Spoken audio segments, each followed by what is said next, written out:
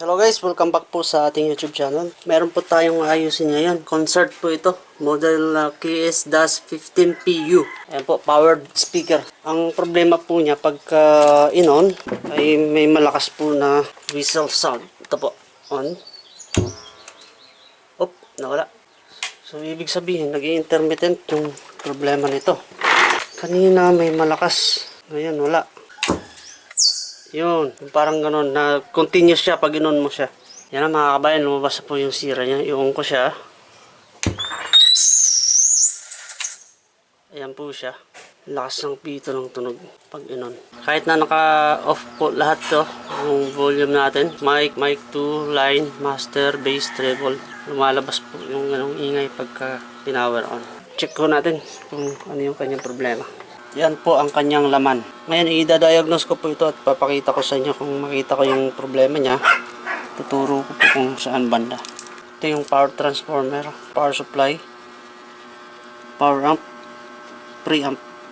Ito naman yung ang gagawin ko, tanggalin ko isa-isa muna. Baka nanggagaling dun sa SD input. Ito. Kanina pa po ako rito at sa ngayon hindi lumalabas yung sira niya. Ito yung mahirap pagka ganito, nag-intermittent. Ang bala ko po sana pagka nagingay, bigla akong hugutin tong supply ng digital board. Ayun ang balas yung sira niya. Yun, nag-aawa yung mga manok. Wala namang maluwa. Okay guys, tinanggal ko yung sa Twitter muna at iniwan ko lang yung sa woofer. Ngayon kakabit ko yung Twitter. Wala pa siya, okay. Tingnan natin kung sumasama sa woofer yung ingay niya. Yan ang problema ito kasi antayin mo pa siya na lumabas yung kanyang sira. Ang gawin ko na lang, check ko na lang yung kanyang amplifier. Ganoon na rin yung power supply. Lahat na, check na lang natin. Physical checking muna tayo ngayon. Visual check. Tatanggalin ko to, yung amplifier board kung saan yung ating suspected part na may problema. Ayun na guys, ito na yung kanyang amplifier board at meron yung konting corrosion. Ito, lilinisin lang muna natin to. Ito meron din yung transistor. Ayan, maitim na yung terminal. Kinalawang po. Papalitan ho natin yan kung may pamalit tayo. Okay guys, meron akong napansin share ko lang sa inyo. Nakaset ako ngayon ng times 100k. Ito po. Ang 100k po ay pang test ko sa leak. Pag hinawakan ko itong dalawa, pumapalo yung meter ng tester. Kahit na tester ko dito sa balat ko, yan, papalo po yan. Ngayon, sa board na to mayroon siyang leak. Yung board mismo po, parang mayroong moist. Ito, testering ko lang to. Ayan po. Nakatusok po ako yan sa board lang. Dito lang po, ayan walang copper. Ibig sabihin, meron pong leak dito sa area na to. Merong resistance. Ang gagawin po natin ay i-resolder ko po muna to. Yung area na to. Yung mga transistor din. Power transistor. Ito yung power transistor niya. 2 is A1295 at saka 2 is C3264. Ito po pag C ay in-PN. Pag A ay PNP. Double check na rin natin kasi merong mga corrosion na doon. Siguro na nabasa or napasukan ng moist kaya nagkaganon. Kasi meron siyang corrosion na rin dito sa area na to. Yung area na to ay connected siya sa relay, protect ng relay. Pero bakit siya affected yung signal ng Twitter? Saan ba yung sa Twitter? Okay, wala yung amplifier ng Twitter. Ito yung amplifier ng Twitter. So double check na rin ho natin to. Ito guys, natuklap na siya. Pag tinester ko po yan, sa area din na to, meron na ring resistance. Cleaning muna ang gagawin natin dito. At saka resolder. Ito po, may nakita rin ako, nabiyak yung transistor. Ayan po, biyak. Ang number po niyan ay BF422. Tingnan natin kung NPN or PNP yung transistor na to. At saka kalawangin na talaga siya. Pati yung diode. Zener diode pa naman to. Tapos yung resistor din, ayun. Kalawangin na yung terminal. Duda ako dito. Parang bumitaw na. Ayun, wala na nga po. Hindi na siya nakakapit. Open siya. Papalitan na lang po natin yan. Yung katabi po niya ay Zener diode. Yung sa Zener diode po, makikita nyo yung number kung ilang volts. Nakasulat po sa kanyang body, ayan po, 9 volts. 9V. Or pwedeng 9.5 volts kasi meron dun sa baba.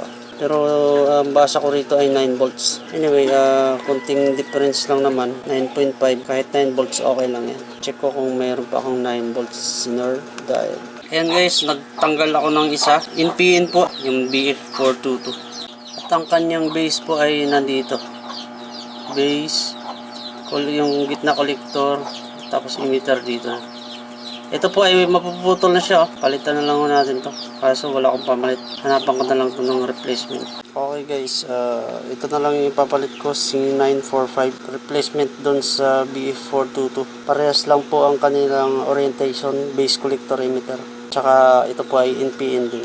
Ayan na po yung basag na transistor. May leak na po yung collector at saka emitter. Papalitan na po natin yan ng C945. Ayan guys, napalitan ko na po yung kanyang transistor. Yung isang resistor na nandito kanina, yung nandyan, ilagay ko na lang sa ilalim. Wala po tayong pamalit. Okay naman po yan. Tapos yung trace line ng natuklap, wala pala talaga siyang connection. Ayan o, putol talaga siya. Open na open dito. Tsaka doon. Ngayon, i-jumper na lang po natin yan. Okay guys, lilinisin na lang muna natin to. Nag-jumper ko na yung nung naputol. Mamaya po ididikit ko po ito. Linisin muna natin kasi yung leak, yung resistance, dapat maalis yun. Dapat wala yun. Kasi pagka nandun pa rin ay baka masira lalo at hindi ma-solve yung problema. Kaya dapat linisin natin maayos. Ito to, kalawangin na to. Lalagyan natin ito ng tingga. Sa solder ho natin ito. Kasi pag hindi natin sinolder to, babalik at babalik po yan pag hindi natin nilinis ng ganito. Ito naman yung susunod na masisira. Kailangan malinis. Oops. Lacquer thinner po yan, yung panglinis ko. Ayan na guys, na solder ko na to, tapos nandikitan ko na rin. Okay guys, kakabit na po natin, testing. Malinis na ho siya. Tsaka yung mga parts dito na may kalawang, pinalitan na natin. Yung basag na transistor dito, pinalitan na natin. Alright, let's go. Ayan guys, power on na natin. Ayan po. Lagyan natin ng music ngayon. Ayan na guys, nag-play na ako ng music at nakakabit ako sa line input. Ayan, line input. At ang volume ng line input, ay ito volume line.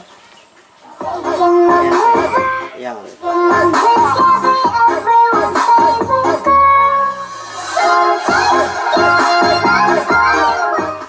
Obserbahan ko lang po muna ito. Tingnan natin kung babalik yung sira niya. Ayan guys. Ito na guys, oh. Hindi naman siya nagloko na. Ayan. Hapon na po ngayon. Hindi na siya nagloko. Tingin ko okay na to. Palit lang po tayo ng dalawang parts. Ayan. Transistor. Tapos nag-solder. At saka cleaning. So sana nagustuhan nyo po ang aking video. Kung ito po ay inyong nagustuhan, huwag nyo pong kalimutang i-like, share, and subscribe. Thank you for watching and God bless! Ikaw. Oh, sayo kayo, sayo. Dali, sayo. Sayo na, sayo.